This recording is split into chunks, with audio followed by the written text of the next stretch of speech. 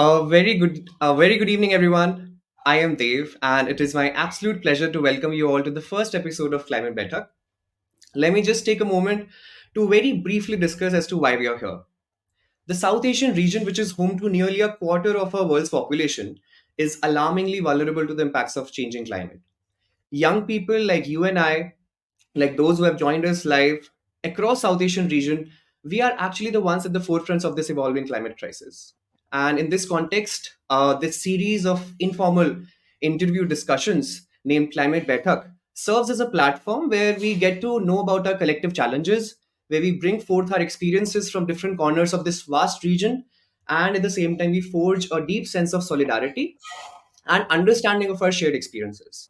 And as we navigate through this discussion, we will explore themes central to this movement. For instance, the idea of a community, the dynamics of a movement, the spirit of activism, the vision for development, growth, and on the contrary, degrowth. And we would also try to understand all these concepts and our experiences, uh, not just in isolation, but as an interconnected fragments of a larger picture, which we are ultimately going to draw throughout this series, where we call speakers from different South Asian countries. Our discussions will also critically assess as to what extent our movement has been inclusive and holistic, ensuring no voice is left unheard. Before we proceed, I would, on a very personal note, like to put this up that as a part of the growing youth led climate justice movement in South Asia, we attempt to contribute not just to save our planet, but also upholding the rights and dignity of every individual who calls this planet their home. And the recent events in the West Asian region has deeply affected us, a lot of us rather, around the world. And at Climate Zero, we stand in solidarity with thousands of innocent families, vulnerable people affected by violence. We firmly stand for peace and strongly hope that this cycle of violence and destruction be broken for the sake of human dignity, safety, and well being of all involved. Without further ado, now I would like to talk a little bit about our special guest, Mr. Vijay Sehrawat. Vijay with us is a documentary filmmaker based in Delhi and is a key member for Youth for Climate Justice India. Uh, Vijay's interests lie in community power, developing young leaders, and building impactful movements. In the last 4 years, he's traveled across different states, including Uttarakhand, Assam, Meghalaya, Nagaland, Punjab, where he has documented stories related to environmental justice. And having known him personally for quite some time now, I can confidently say he's not just an amazing person, but an outstanding climate justice organizer as well.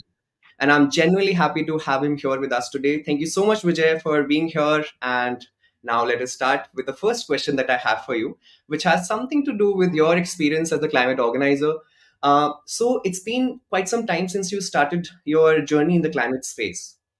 So I wanted to ask, with respect to the kind of awareness that people have and the kind of involvement specifically coming from the young segments of our population in the climate justice movement, what changes have you seen? Do you think that there has been anything positive so far in the last decade or so, or do you think the movement has broadened its horizons in the recent while? What is your take on this, Vijay? Hmm. Uh, Thank you, Dave, for having me here. I'm glad to be here.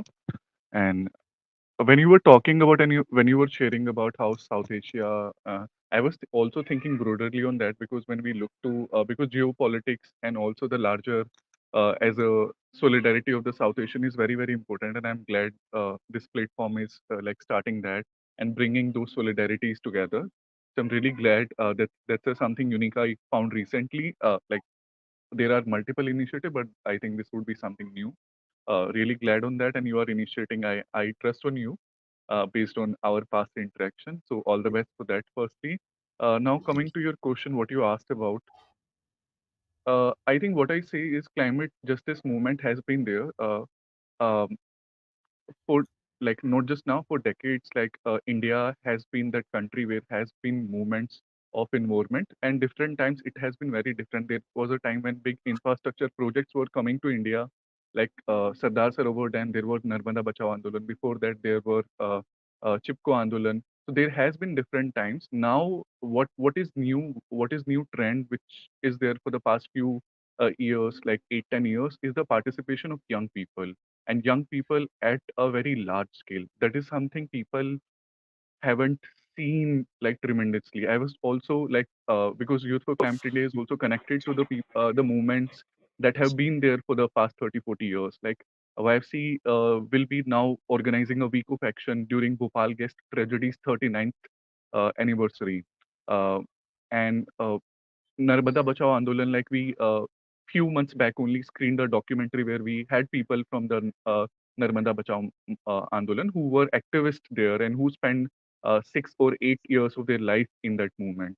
Uh, so I think they are also like kind of as like, they are also like this is a new phenomenon. They are also acknowledging that is happening. So I think that is also my observation where more and more young people, and I certainly can say that it's the access to internet which is also escalating it more further, where young people are getting more information through those uh, uh, like access to media, access to internet, and also not just access to information but also access to the different communities which they can be part of.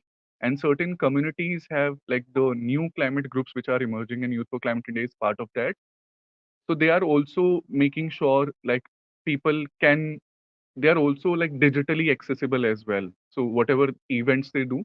So I believe like, and since like digital media make, if something is happening in one part of like city or a state, it's also visible in another part of city. So I would say it has been there, but participation is new, and that is rising. And I think that is also rising because of, one is obviously internet is one of the way, but also at this point of time young people are really really really concerned about their own future, about their own livelihood. Yeah, and they don't know sometimes what they want to do, but they want to do something, they want to understand more. So yeah, I would say climate anxiety is also one of the big reason that have been bringing a lot more new people to learn about climate justice, to be take part in climate justice movement across India, which I've seen. So these two things I would say. Yeah. Lovely. Thank you so much, Vijay, for putting this forth very beautifully, rather, because this is something which I share with you.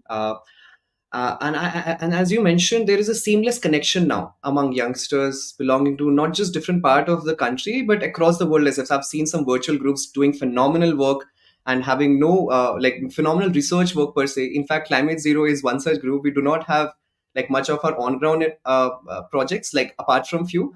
Our advocacy and research work almost happens, online via digital communication platforms. So yeah, thank you so much for putting that forth. Vijay, again, there is this recurring theme that, within when we talk about the climate justice movement, we talk about a community. That it is a community-led movement, young people's community, and people communities like which are segregated across India, across the Indian subcontinent. So I just want to ask, what is your idea of the community to start with? And when we say the young community in the climate justice movement, who do you think these community members consist? Who are the community? Who all do we partake? So that is something, which I really want your perspectives on. uh, no, I think that's really important to define what does community mean. Even I think that we all come across that question at one point while we are working for any of the social justice issue. And I think like from my perspective, I think community is something, and when we form those community through our campaigns, through organizing, through movement building work, I think it's mostly around some shared identity, some shared struggles also. So that has to be, something has to be common to create that foundation of community. And I will share another example. So there was this concept of affinity groups which started in 16th century, and that started because uh, on on dinner table people used to come and they used to discuss common themes. Like on this table, like there will be 4 6 people who will be discussing something, and there will be another table people will be discussing something. So that started as a like common sharing, people finding some connection on same thing they are interested in. And then later social movements also start using that concept, where and recently, that is something we have seen in Extension Rebellion, let's say. There are people who are interested, like mothers for future, scientists for future. So there is a certain identity like that is there, and people rally around that identity within the larger movement framework, right? So movement, the larger movement, when we talk about climate movement, so youth justice movement, youth climate justice movement is just a part of it. And within that, so it's a social movement, but there are a lot of SMOs, like which is social movement organizations, which are part of that. So I would say different SMOs define their community in very different way. But I think what commonly I found is like some affinity based on, it can be based on some geography. Sometimes people define their community, okay, people who stay in that particular city are part of their community. Like we have a Midway Journey is a collective run by one of the friend from Assam, and she defined the community of Assam and especially Guwahati, their community, right? Youth for Climate India, we think like largely we want to work on a national level, and for us, community is young people, and within that, to make it more clearer, it's the age also we have defined. Okay, the people who are from age of 14 to 35. So we have also defined that community. And now we are also thinking, because we get a lot of requests from the people who are 10, 11, 12, because they are also concerned, or either their parents want to be, but we want to be like clear about few things.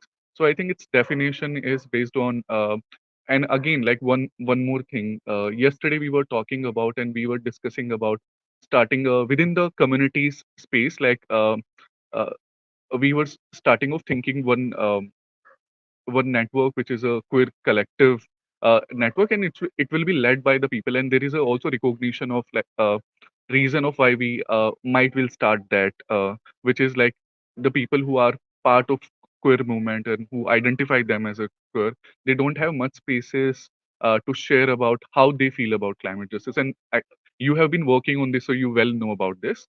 So I think within that, I think community is not something defined in a way, but there has to be some a thread, some commonality. Yeah, I would say, yeah, that only. And yeah, it can be based on any idea, like also skill set as well.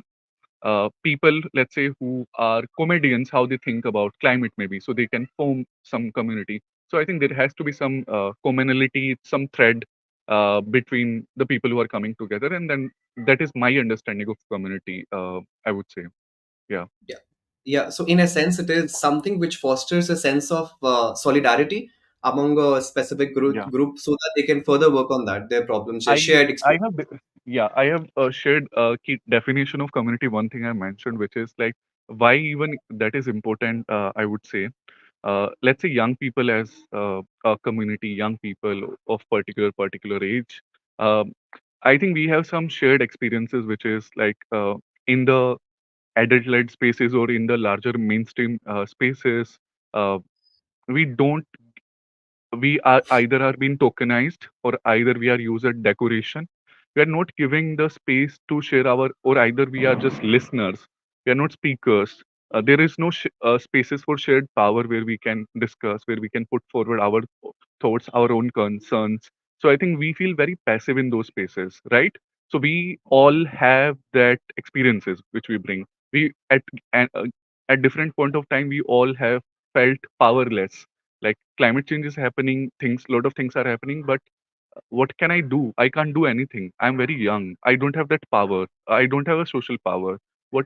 So that those experiences, I think, are then becomes the building block of your campaign or whatever uh, you want to do. So I think that's why it's important to have some that commonality. Yeah.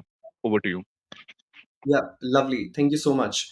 So the reason I wanted to ask you about community is because when we talk about community, I really want to understand to what level and to what extent is our disadvantaged and marginalized and vulnerable communities part of the mainstream discourse of community. Because it is something which I wrote back in 2020, where I'm in an article which I wrote. I just mentioned I don't want to see the growing youth-led climate justice movement become an reclusive entity where it just consists of people from metropolitan cities, English speaking backgrounds, privileged folks who are just talking about in a very isolated bubble, not having inclusion of people whose life are rather placed at the epicenter of the climate change disaster or any of the disasters which are induced by climate change. So with respect to this, what do you think, till what extent our movement has been successful in the recent while in focusing on these invisible intersections?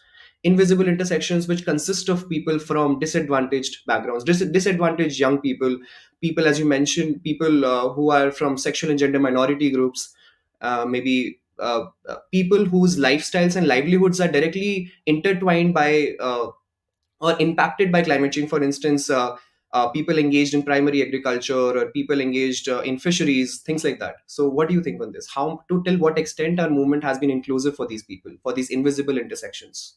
So I think I would say in two ways. One of like I will like make my answer in one way and then answer B because there is the distinction between both of them. And the first I would say, especially with the young climate movement, there has been that acknowledgement that we are not the first to start this. We are not the first to maybe like continue this. We are here and we are here for a maybe certain time.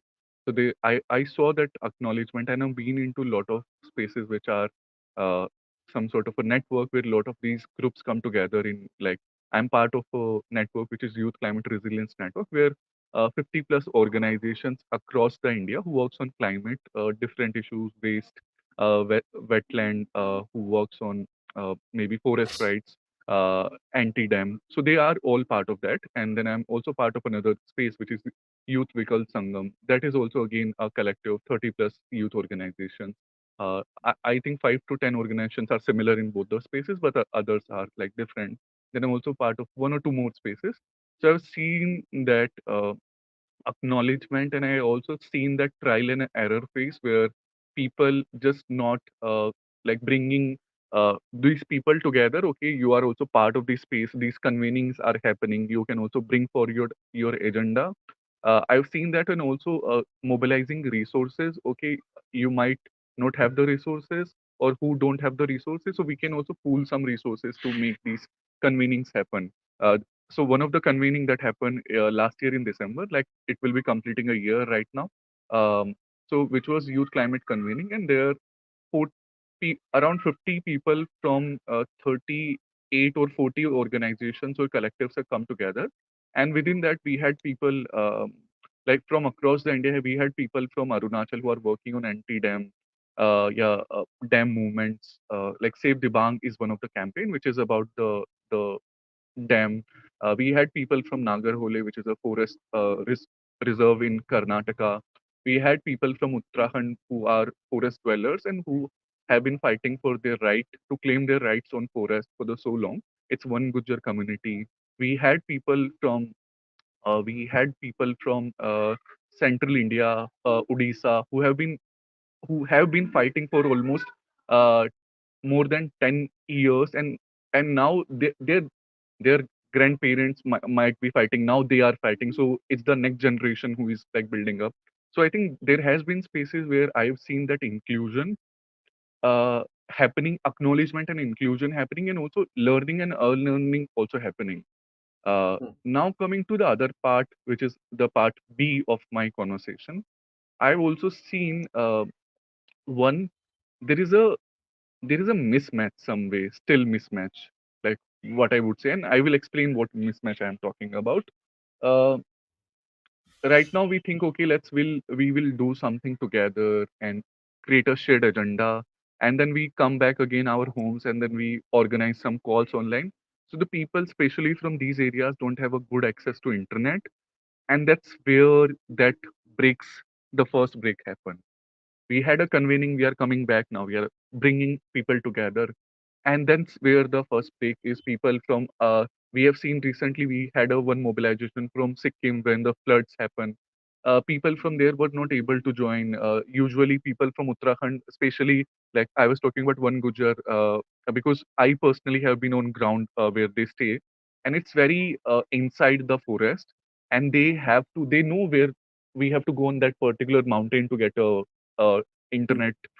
So access to that internet and create that space, I think there is that break and a larger break, I feel, where they are not able to come to these places. And then there are also like they don't have the digital strategies. Okay, a lot of things can be digitally because solidarity in youth climate movement, when we talk about from the internet, has been a lot of digital something.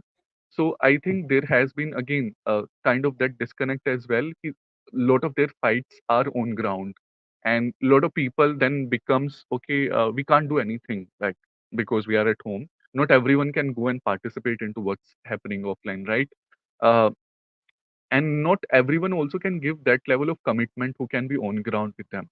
uh, I have also seen there is a mismatch in that, and I think that's a way, that's also a area that should be explored on how to do that. For an example, I'm giving more specific example reason because people understand it better who are listening here. uh, Recently there has been floods in Narmada, and due to that, lot of houses have been flooded, and it has been flooded due to mismanagement of the dam department. Basically, the way they had to do something and they haven't do something. So that is because to that there are a lot of reports from different organizations. Sandarp is one of them. South Asian people for reverse dams and people, so they have done that. Now they were looking for some support. So they were looking for a online social media campaign. And the reason they were looking, because national media haven't acknowledged that as a issue. And they wanted that national visibility at this time when a lot of people have lost their life, their livelihood, their kettles. Lot of destruction has been happened around that particular time. This is like 3.5 months back. The second thing, they also wanted the support because they have to claim, okay, there has been loss of their livelihood because of this flood, and now they need some compensation. So for doing that groundwork, like just to take note of everyone, so you need to do like paperwork. So that paperwork, because government was not doing, so another way is you do and you approach the institutions. So they also needed volunteers who can be on ground, like 15, 10, something volunteer. They also needed volunteers who can video document like from there. So I also believe there is that gap also, which I feel ki there are people who want to participate, so either there are barriers because young people now, like for the documentation team, we thought, okay, we need, but the people who will go might need some resources. We need to mobilize around 1 lakh rupees. How that happen? And now youth organizations don't have that money. So again, like there are also barriers for them to participate as well. So I would say still there is that mismatch in when it's come to actual solidarity. Like there are degrees which we have achieved and there are degrees which are we left and we yet have to go and travel the journey, I would say. Yeah, that's it for now. Absolutely, 100% agree. Because this really reminds me, because even in the past, with the rapid development activities and the kind of industrialization speed that has happened, a lot of loss and damage has been done. It can be in terms of loss of livelihoods, it can be in terms of displacement, migration. All of this has already occurred, and like a lot of part has to be, contributed because of the impacts of climate change, and it still go unnoticed. There is no exact documentation of the exact loss and damage, because these things are not really considered parts of the research reports which are published usually. Because you see in COPs, very recently they've started to talk about loss and damage, the invisible loss and damage which has already occurred but were never documented, was never part of the material aspect. And coming to the aspect that because of the structural barriers that we have right now, whether it be lack of the digital resources or the paucity of material resources, there is lack of participation from some corners, which, for instance, you mentioned the Van Gujjar communities, and it similarly follows for other marginalized groups as well.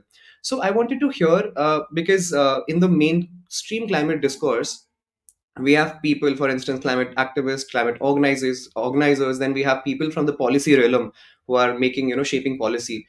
So if these marginalized groups, these vulnerable groups, are not part of this whole discourse, then what are the actual outcomes? How is it really impacting the outcome of this movement? Like, having no representation from these under represented and marginalized groups, what does it really mean when it comes to the outcomes of this overall movement? What does it actually mean when we talk about the policy realm? How are policies shaped when these people, when there is no data specifically to highlight, there is no representation to highlight their voices? So yeah. Yeah, I would say I would mention about a campaign and how that campaign has been very inclusive and someone else has been. did it in our network. So there was a campaign which is like Maybe Delhi. Maybe Delhi was a campaign in in response to the new master plan that has come up like 2 years back in 2020, like 2021. And so in every mega city of India, after every 20 years, they make a new master plan based on, okay, what kind of what will be the population, what kind of services they will need, what kind of uh, environmental services they would need. So based on that, so plannings happens, right? So within that, they thought, okay, so far these plannings, which is master plan, has been very top down, where people who don't represent the interests of people, they come together, they draw like, okay, what should be the master plan. So they thought of more a bottom up and an inclusive one. So what they have done in order to achieve that is, you can hear me, right? I'm just confirming.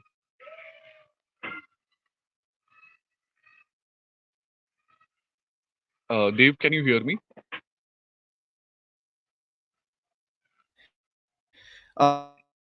Yeah, my internet was a little unstable, but I can hear you now. Okay, okay. I was just checking that. So I was just mentioning about this campaign, which is Maybe Delhi campaign, and what they have done is they thought ki the planning of master plans are very top down, so they thought to like change it, and they started conceptualize Maybe Delhi campaign as a bottom up campaign, where they thought ki they will do a lot of listening first, and they will then in different areas with different groups, and they will identify what Delhi will look like for them, like. And that's where the essence started of this. And they did lot of community meeting across the city. They have done, I think, over 200 meetings across the city. And they have done because who represent the city, who participate in the city. So they have done with the people who are like uh, daily wage laborers, who are farmers, who are fishermen, who are students, who are disabled people, who are like women groups, women laborers. Uh, so they have done like that listening through with multiple groups in order to understand what are their needs from the city, what kind of city do they want in terms of livelihood, in terms of mobility, in terms of housing, in terms of in terms of other services. So they have done that listing, and that listing has been really great. They did those 200 meetings, and out of that, they have processed it and they have made into certain documents. Okay, this is what master plan can look like, and they have then advocating for that purpose. Again, like 40,000 people have either like endorsed it. And on the day of endorsement, because it was kind of a postcard, again, like our system haven't acknowledged, because it was they have to deposit offline.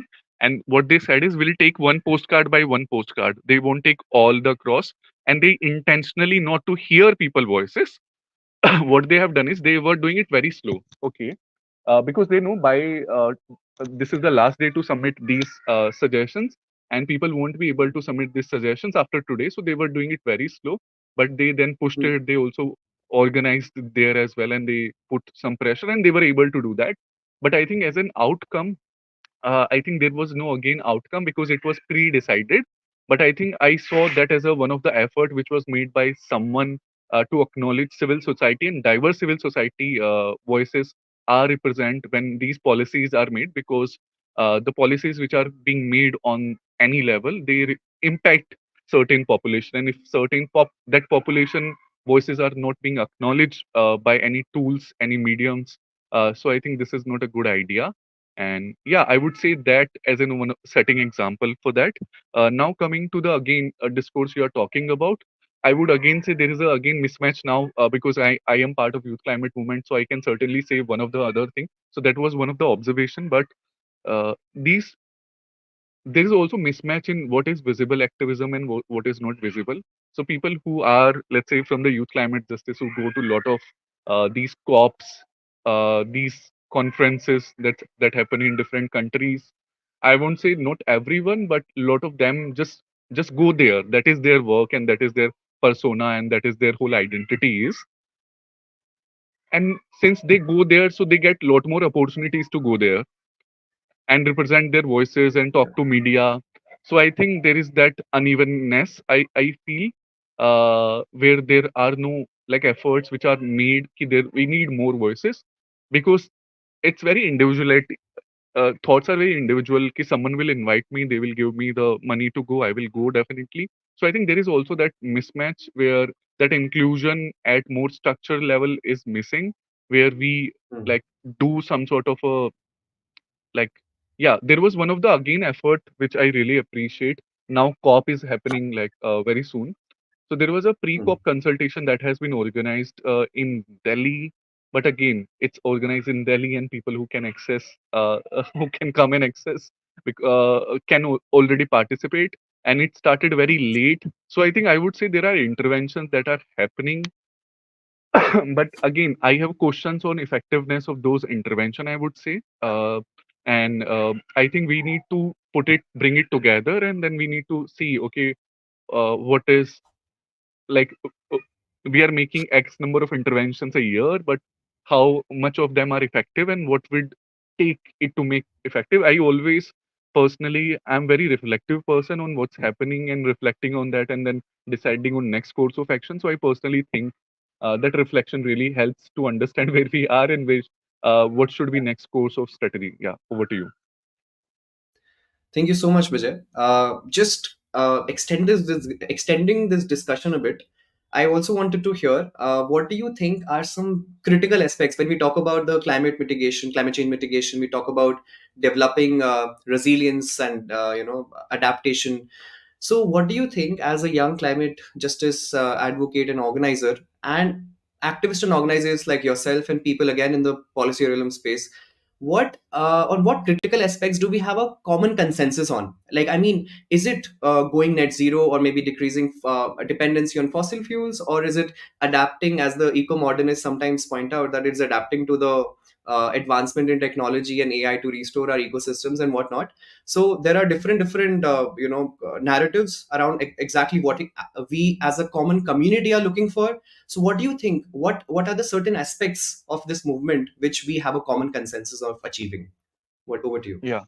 I think that's a really great question. I would say when we talk about climate justice, so people have very different understanding of climate justice, and based on that, they take certain action and they push for that advocacy. And sometimes there are also a lot of jargon, and then there are also like interventions where also the people who are creating the climate chaos, they also try to define and hijack the word climate justice in a way, and that creates a lot of misinformation, misunderstanding, and then we have our own version of an understanding of climate justice. And I've been into that situation where myself as was like very lost. Okay, what does climate justice mean, and how do we build that consensus? Okay, around that. And during that, I was exploring like, okay, how different people define that, and I was very interested in one particular framework which I found, which says like 6 pillars of climate justice. So I will, Mhm. and those 6 pillars, as far as I remember, one is just transition is one part of that, and the other pillars were also the social justice that comes with it, and the third pillar was community adaptation on community level. The fourth one was climate education and engagement. I'm forgetting the other two which were there, but I think that was a really great framework. 6 pillars of climate education. Then its title is. Um, so I would say, as far as like the movements are concerned, I think there is very good idea about just transition, and I think just transition also because it serves the interest and also purpose of larger corporates as well. I would say. Uh, like right now there has been a lot of discussion around mobility, and when we talk about mobility, so there is a push in, let's say, okay, we have like electric cars. Oh, now we have electric cars, so we'll phase out the fossil fuel one, the petrol one, the diesel one, and we'll bring the work. But there are no discussions around who can buy those cars, who interests are these serving. We are not discussion about not everyone can afford, so who we are creating this city for, putting so much money and infrastructure and incentivizing those solutions as well. So I think there has been a lot of Yeah. then mismatch that comes on the another layers, I would say. uh, I think there is a certain like, so just transition is one, there is a kind of consensus also between academia, activists, there is that, and different groups. Um, And the second, there is a also kind of consensus on some sort of climate education and engagement. Like, what about we have achieved a just transition, and we have also achieved, let's say, social justice. Uh, Still, like, we need to continue some sort of education and engagement to make sure whatever changes we have done stays continue, right? Uh, right. So I think there is Hmm. again a still consensus or some sort of education, because education is people really understand what does education means. I'm not going to nitty gritties of like education, okay, level, because there will be a lot of then layers.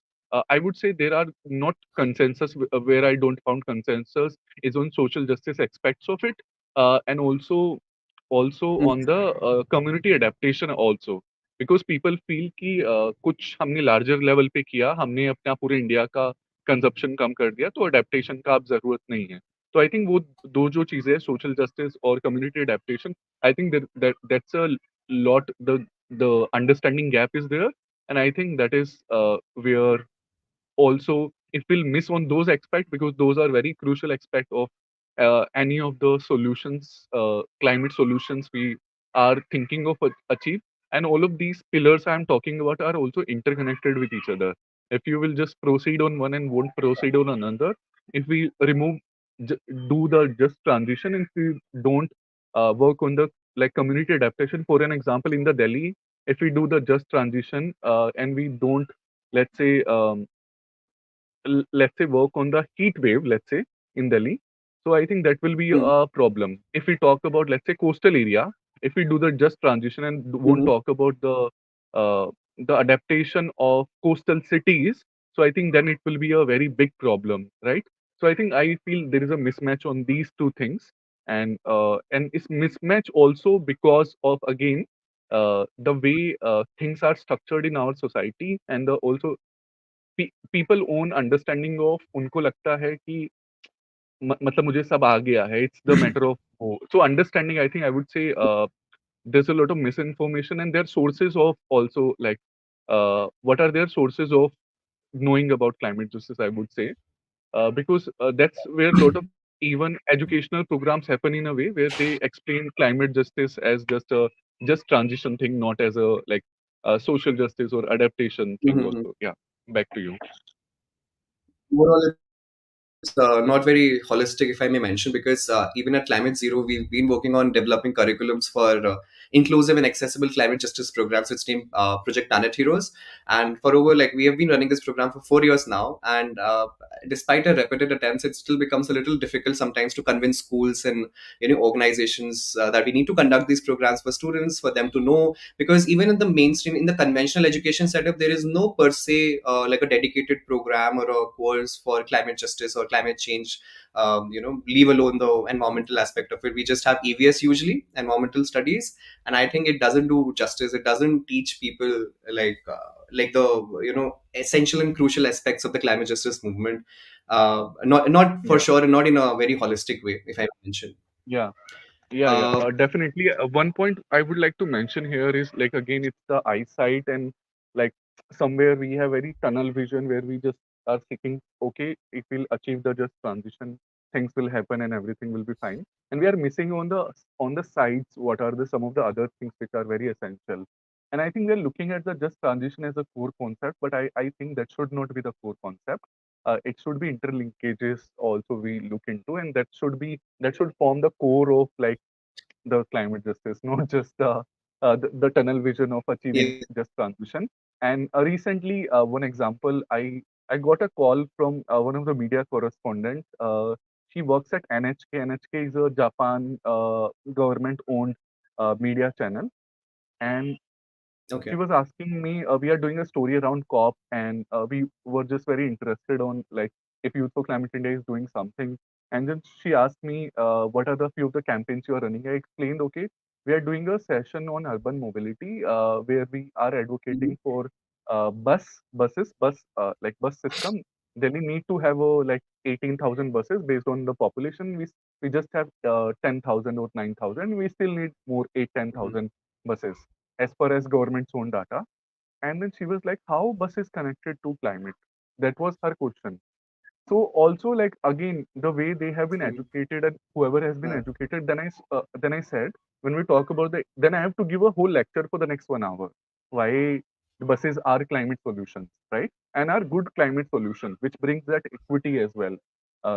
So yeah, again, there's a lot of mismatch, and people just see their understanding is just transition, and because it's the mainstream, like, who has the huge resources to talk about climate, like, who has to had the lot of resources, they are just putting just transition as one of the main concept, and then also, yeah, and people who are actually have a good understanding of climate justice, they don't have the resources and the means to communicate to large audience. So again, there is a lot of mismatch in that as well, I would say. Yeah, back to you. 100% agreed, Vijay, because even I mentioned it towards the start of the session. A lot of people around me, they often ask, what is, like, it's just about, like, the whole climate justice movement, it's just about saving the planet. But for a lot of us who are into the mainstream climate justice movement, especially in the global south, for us, it's more about upholding the rights and dignity of individuals involved, more than saving the planet. It's first them, seeing those intersections, how their lifestyles, how their individual identities intersect with climate change and impact their lives. So yeah, thank you for sharing that example that you had with that lady. Next, continuing the discussion, I have to ask you this: what is your idea of development, since it has been happening since ever, global north south development discourse, and developed, underdeveloped. So what is your idea of development in the Indian context? Because I'm very sure that not a lot of activists and organizers might have a consensus over the idea of development. But for some, maybe I have read some scholars who talk about degrowth. There is this whole degrowth movement which did not pick up that popularity, but it makes too much sense to me. So I just wanted to ask you, what is your idea of development in the Indian context, and do you think that a lot of young activists share the same ideas with respect to the notion of development or growth? Okay, so, first, I will give my example, and I will go to the second part of question. Um, on the first, I believe, I think a lot of decentralization need to happen, and I think that is also one of the way forward I see when it's come to development. First of all, like, we adopted the 73rd Amendment of the Constitution, which says, uh, sorry, which say, just a second, okay, which No says, worries, take your time. yeah, lot of planning needs to be lot of planning needs to be the power needs to be decentralized, and lot of planning needs to happen on the local level, where, like, in the village system, the gram panchayat will have a control over an agency over what need to be the course of action for that particular village. In cities, it need to be again, city bodies which will have. So I think, I would say, that particular system is, for me, can correct the development course itself. And the way it can correct is because once we will decentralize that power, it will be more close to people, like, closer to people. They don't have to see, okay, national policies will come. There will be obviously certain national policies, but where the planning is happening, it's not happening at a central, uh, somewhere in the center where people don't have access to that power. And if we do decentralization, so there are also concept how the consensus should be built, how, um, like, how should we plan, and as a decentralization model, there are also examples which are, how do we improve the public participation in those listenings, and how do we define, okay, what does our community needs, and serving to those community needs. And this is very much also decentralization as an idea. uh, it's also very connected to, like, anti-globalization movement, like, where we talk about ki globalization may certain companies hold the power, uh, and it's also connected to what also Mahatma Gandhi said, which is like, gram mein Swaraj, or like Swaraj ka jo idea hai, where it's Yeah. people have ownership of their own lives. So I think I would say, like, decentralization to me, not the degrowth. uh, I won't say degrowth, but I don't have any specific opinion on that, because if degrowth is again happening on some centralized level, again, I would say, again, it will be kind of very difficult to do that, because there will be a lot of lobbying again. So I would say decentralization holds the power. And because a lot of current planning are very centralized. I will give one example, and sometimes we don't need even that planning. And the people who are deciding, I have few friends in Chennai, and they were advocating for this Adani port. Adani is building a port there, so they were talking about they were talking about the current capacity of the port and the projected capacity of the port which they are making right now. So they are jumping from B to there is a point where they are and they want to jump at another point. And they were saying the current capacity even have been fully utilized. They are building more capacity. So do we need that development? So they are questioning that development, right?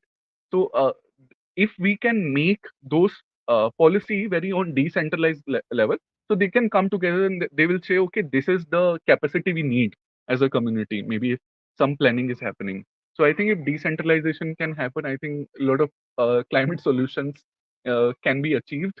And this is also what Extinction Rebellion in climate in UK have pushed for, which is like citizen assemblies. The idea of citizen assembly is very decentralized model of governance where people from different places can do that.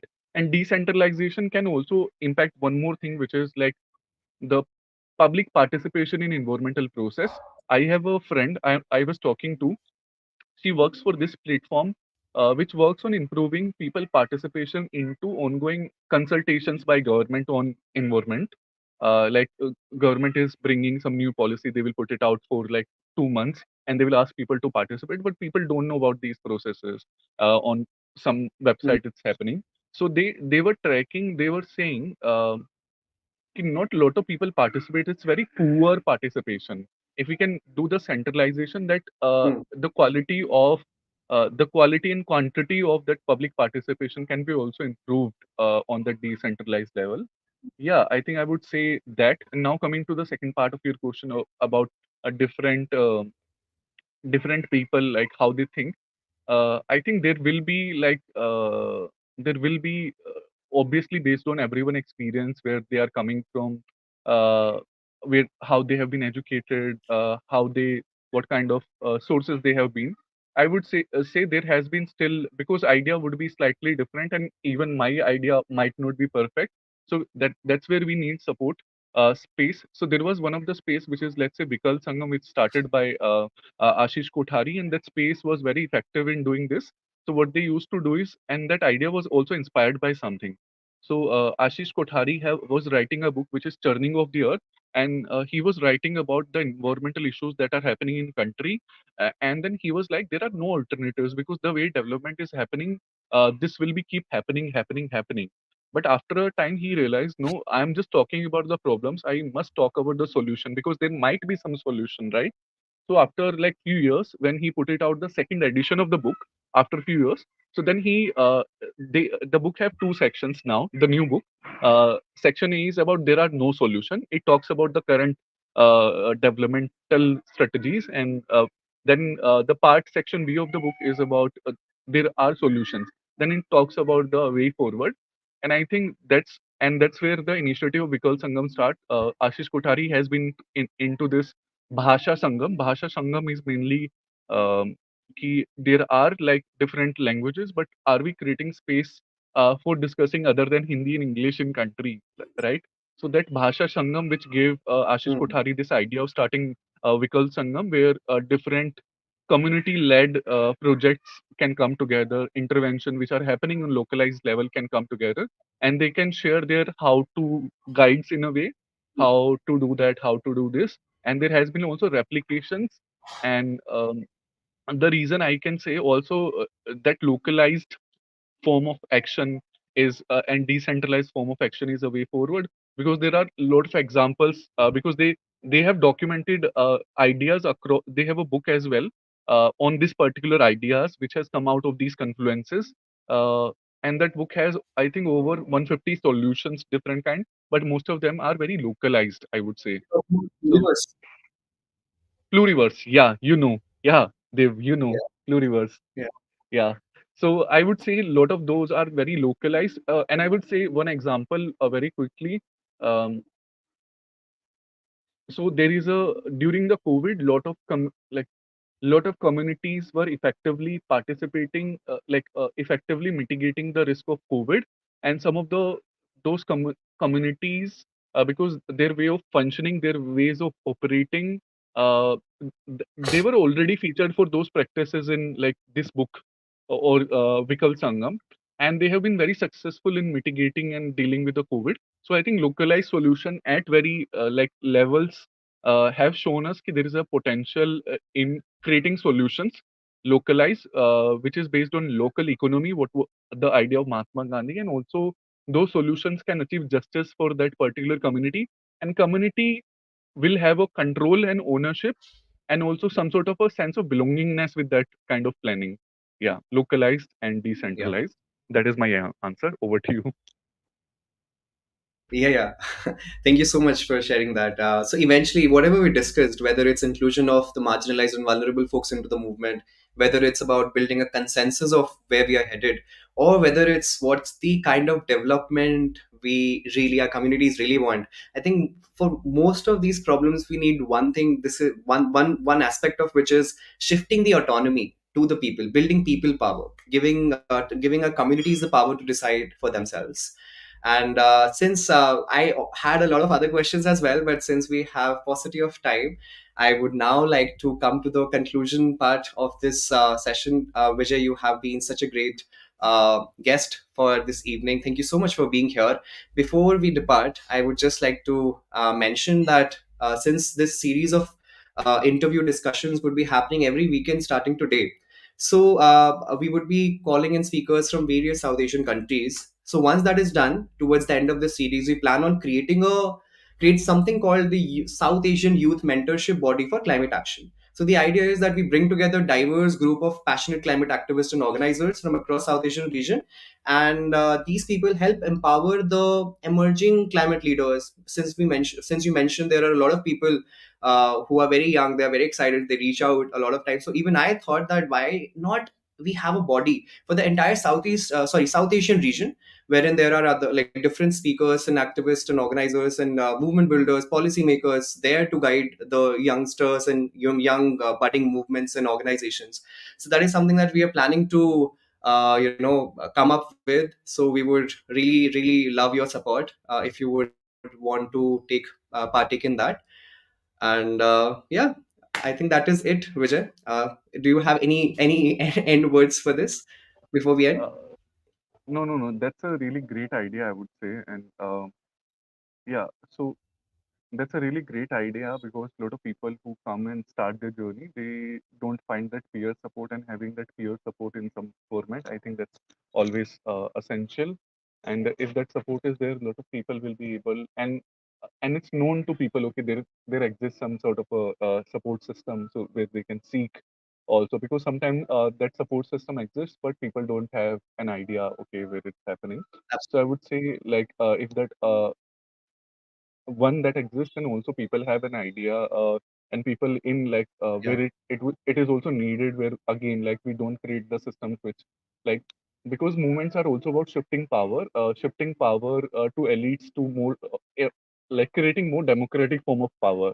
Because what I personally have a problem is ki, whatever new solutions are getting is again it's getting into the hands of already privileged or already elites again, so we are like not shifting the power. And also climate justice movement or any sort of social movements are also about shifting power from like elite to more democratic as well. So obviously that's a good idea, and I think obviously I yeah, I think I would be happy to part of it. Obviously, we have to talk about more that in detail to understand what will be needed. But I think I really like this conversation because I was able to reflect on some of my own thoughts about few things, and these Yeah. conversations really helped me to reflect and then go back and now I will write something. So yeah, I will take a note of my own thoughts which I discussed here, and thank you for that. And it was good, like talking to you, and also I find that you are asking all of the right questions as well, like yeah, because these are very crucial questions where we as an organizer should be like whose community. I think I especially like that I liked all of the questions, but particularly because that's a question I myself ask like on almost every day, like try to define that community, what brings community together, how do we rally around. So yeah, thank you for having me here. I have a lot of good emotions after this call. Over to you. Thank you so much. Thank you so much, Vijay, for a perfect concluding part for this whole session. Thank you so much. I really appreciate your presence, you taking out time. And to all the people who have joined us, thank you so much for your time. Or all the people who will be listening to this video, the recorded version later on, thank you so much. We will be having these sessions every weekend starting today. So these series would also serve as a stock take of the overall progress of the rising youth-led grassroots movements in South Asian countries. So stay tuned. Thank you so much, and in solidarity. Signing off. Thank you.